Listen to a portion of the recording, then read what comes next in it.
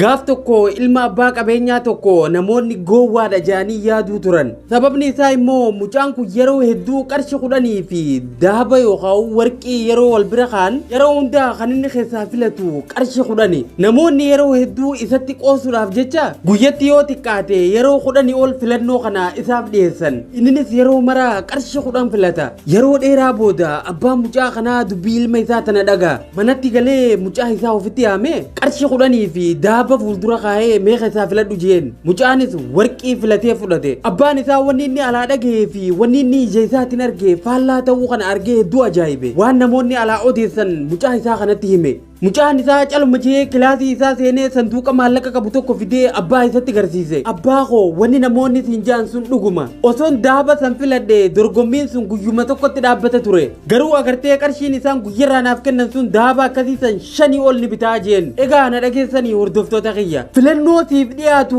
hubannoodhaan filadhu. Goojjoo citaa arra siif kennamtuun sobamtee mana guddaa boru siif kennamu of hin dhoorgin.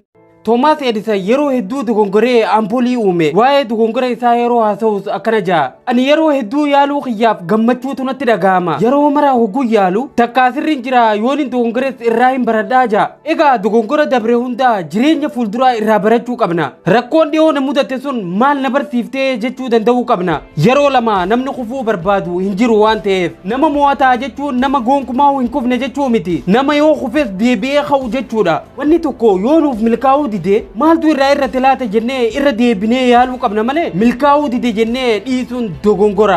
Barsiisaan guddaan addunyaa tanaa dogongoraa beeki. Inumaatu dogongoruun kiyya gaariidha. Irra deebi'ee bareechee akkan hojjedhuuf carraa naaf laate jechuu danda'uudha qabna.